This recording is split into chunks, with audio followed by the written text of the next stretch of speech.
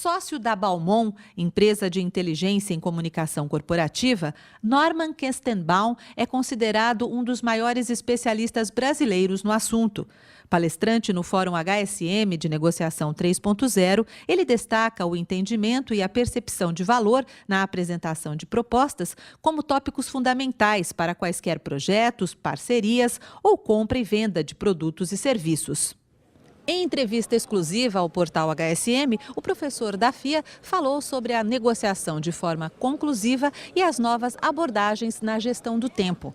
Olha, hoje em dia já é sabido que nos níveis mais altos, principalmente das grandes empresas, a escassez de tempo é uma verdade. Vou dar alguns exemplos para vocês. Inclusive hoje, na palestra, o Barioni, que foi o presidente da TAM, ele disse: 5 minutos para mim são uma eternidade. Ele dá 15 minutos para um diretor de uma reunião e com disciplina, porque no final de 15 minutos para. No jornal, na semana passada, saiu um bom exemplo da nossa presidente, a Dilma, que na reunião do Conselho de Desenvolvimento Econômico deu 3 minutos para cada ministro ou empresário presente e no final dos 3 minutos aparecia uma tela dizendo tempo esgotado.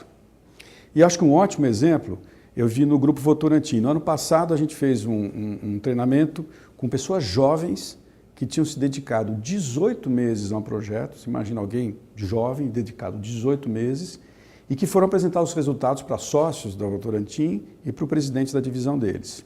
E eles tiveram 5 minutos para fazer isso. Então vocês imaginem mais uma vez, alguém jovem, 18 meses dedicado a uma coisa, com 5 minutos para expor para quem comanda a empresa dele. Então isso muda radicalmente o entendimento do tempo, porque o tempo não é mais demandado, o tempo é conquistado.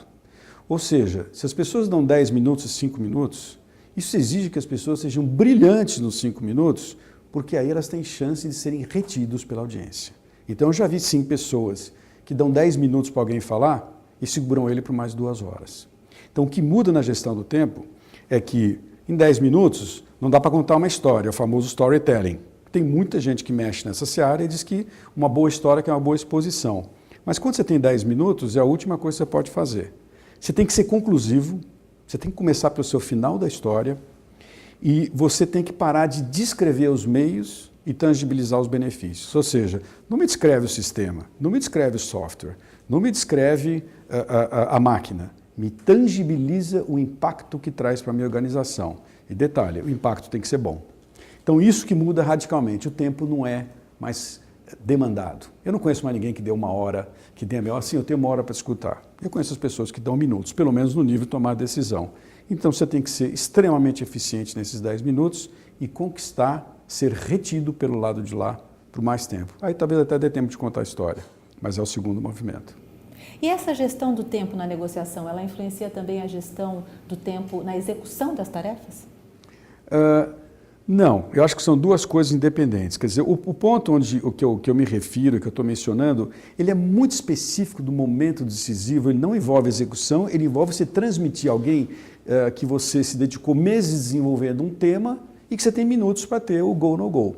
Então, ele procura valorizar, as pessoas inclusive têm pouca sensibilidade disso, que é impressionante que as pessoas passam 6 meses desenvolvendo um tema e não entende que às vezes passar 6 horas organizando a exposição de onde chegou dá uma vantagem muito grande na qualidade da negociação envolvida.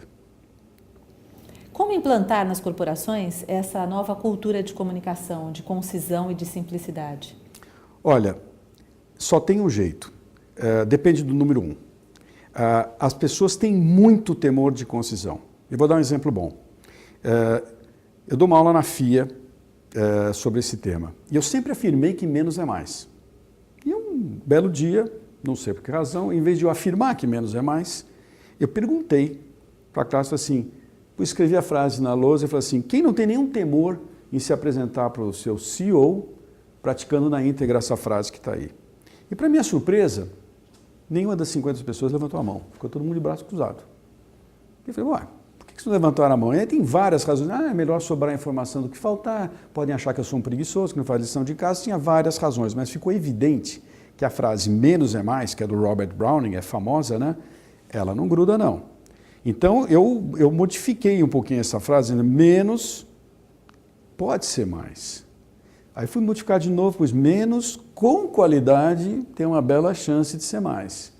E menos com qualidade e tendo confiança da audiência, porque confiança está ligada à concisão, tem uma bela chance de ser mais.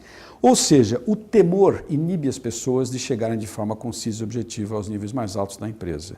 Portanto, para responder a tua pergunta, as coisas mudam numa empresa quando o primeiro homem estabelece essas regras. Quando ele limita o centímetro quadrado que ele está disposto a ver, quando ele limita o tempo que ele dá. Aí as pessoas são obrigadas a se enquadrar e começa a mudar uma cultura. E eu dou um exemplo muito bom, que é da Embratel, que pertence ao Carlos Slim, é o homem mais rico do mundo, ele só vê um slide. Ele não vê 2 slides. E é um slide A3, ele é um pouco maior, são 2 A4, e no fundo eu digo, ele só limitou o centímetro quadrado. Agora, o conhecimento que tem em volta daquilo lá, pelo contrário, ele está prestigiando. Então depende do número 1, a mudança de uma empresa, que na maioria hoje ainda não são sucintas e objetivas. Encantamento versus convencimento. Qual é a diferença desses 2 tópicos numa negociação? É bastante diferente. A gente vê as pessoas perdendo muito tempo para fazer uma apresentação, uma exposição bonita, caprichando no slide, etc. E eu, sinceramente, nunca vi ninguém dizer que, olha, eu aprovo porque estava linda a apresentação. Uma apresentação tem que ser organizada e movida à lógica. Ou seja, a gente não quer encantar ninguém, a gente quer convencer. Lógico que existem exceções. Quando você está falando de um produto cuja essência seja o belo, por exemplo, moda, o lançamento de um carro numa área de marketing, o belo faz parte do contexto. Agora, eu posso falar do mundo que eu vivo, que é o mundo de reuniões de conselhos, de apresentações que tem poucos minutos em vários lugares, e eu nunca vi, como eu falei antes, alguém dizer, olha, eu concordo porque estava bonito. As pessoas concordam porque está lógico e porque está convincente. Para ir além, no ambiente que eu estou, se você entra com uma apresentação muito bonita, as pessoas vão interromper nisso, você vai fazer um show aqui, eu vou passar conteúdo, mas é na hora. E um outro ponto é que o belo consome tempo. Ele é polêmico. Vamos fazer verde? Vamos fazer azul? Vamos fazer desse jeito? Você perde muito tempo. Então, eu acho que uma boa negociação tem que estar preocupada, acima de tudo, em convencer o que é movido a lógico. Eu queria fazer uma observação agora. Saiu no Valor Econômico uma matéria muito interessante, explorando uma mudança radical nas agências de propaganda. A imagem da reportagem trazia um desenho de um cérebro e um desenho de um mouse de computador. E dizia exatamente que havia uma nova marca sendo estabelecida para as agências de propaganda numa migração de criatividade, imaginação e visual para eficiência e resultados, que é exatamente uma analogia com o que eu acabei de falar entre o encantamento e o convencimento que é movido à lógica. Como fazer uma negociação movida a conhecimento estruturado? Uma grande modificação, a distância entre... É muito diferente as pessoas entenderem, primeiro, a diferença entre dado e conhecimento. Dado, informação e conhecimento. Segundo, entender a diferença entre conhecimento e conhecimento estruturado. Muito bem, você quando desenvolve um tema, você desenvolve a base de dados, você coleta e trabalha ao longo do tempo com dados e informações. E quando eu digo movida a conhecimento, é você ter uma opção muito clara. Ou você vai expor para o outro lado da negociação, o seu negociador, dados e informações retrabalhados, ou você vai expor conhecimento. Ou seja, ou você vai expor números retrabalhados, ou você vai expor a experiência que se acumulou em ter lidado com esses números e informações durante 6 meses. Isso é uma mudança radicalmente diferente. O Bill Gates tem a melhor definição de conhecimento que eu vi até hoje, que é, inclusive, uma menção ao Tom Davenport que ele faz, que o conhecimento é informação, porém combinada com contextualização, com interpretação e com reflexão. É a reflexão agregada aos dados e informações que cria o conhecimento. E o conhecimento, a diferença entre conhecimento e conhecimento estruturado é que a gente conhece, às vezes, muito alguma coisa. Aquela pessoa detém um conhecimento profundo sobre um tema. Mas está organizado, está estruturado para que eu, um terceiro, entenda. Aí a diferença é enorme. E o que cobre a ponte entre conhecimento e conhecimento estruturado é reflexão. Em 15 anos que eu atuo nesse campo, eu não conheço uma segunda forma de fazer algo conciso, movido a conhecimento organizado, que não seja reflexão e reflexão de algumas horas. É isso que faz a diferença. Eu vou dar inclusive alguns exemplos na palestra. Um exemplo muito simples é quando uma pessoa apresenta uma tabela numa exposição. Se me apresenta uma tabela com 60 números, eu, audiência, vou competir com você, eu vou tentar interpretar o que significam aqueles números. Se você pega essa mesma tabela e coloca uma conclusão embaixo, ou seja, o que eu devo deduzir destes números, eu, como audiência, vou ler o que está escrito naquele texto e vou ver se o número sustenta a afirmação. A Whirlpool, que trabalho muitos anos com ele, tem uma expressão, para mim, tem um nome perfeito para isso aí, que é em inglês, que é um takeaway. Cadê o takeaway do slide? Onde é que está a expressão que diz o que eu devo deduzir desse slide? E para você ter um takeaway de qualidade, que é o knowledge, que é o conhecimento, você tem que pensar. Isso que eu estou falando que é fazer uma apresentação movida a conhecimento e não tuchar um monte de tabelas e planilhas em cima e gráficos da sua audiência. Isso não quer dizer nada. O que é mais importante para fazer com que o seu interlocutor grave os pontos mais importantes da negociação? Olha, isso está muito em linha a sua pergunta com o que a gente vem praticando cada vez mais. Ele vai gravar se você der para ele um fator de retenção. Nós estamos num mundo que, para você ter uma ideia, a Universidade de Berkeley, na Califórnia, fez um estudo em 2003 tentando quantificar o volume de informação que a humanidade está gerando. E o resultado foi o seguinte: nos últimos 25 mil anos, de 2002 para trás, nós, humanidade, geramos 5 exabytes de informação.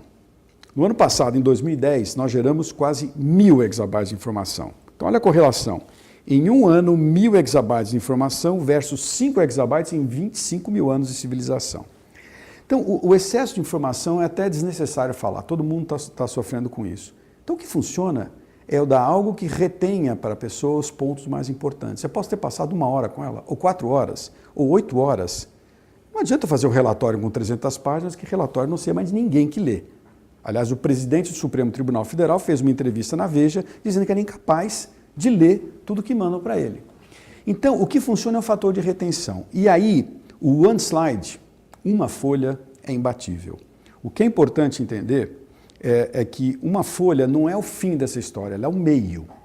Ela é um meio para o que eu chamo de visualização simultânea. Quando eu dou uma única folha para alguém, ela tem uma visão lateral e para cima, ela vê simultaneamente uma série de informações. E, em geral, a gente trabalha com uma folha maior, tamanho A3, que é completamente diferente da absorção sequencial de informação, que é o PowerPoint. Então, o PowerPoint tem 80 slides, está atrelado a tempo.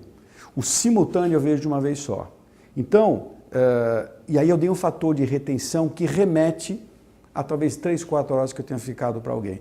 Isso faz uma diferença enorme e eu acho que qualquer pessoa que fizer uma coisa que demore algum tempo e deixar um fator de retenção em uma folha é ovacionado em praça pública. Você ouviu a entrevista com o expert em comunicação Norman Kestenbaum.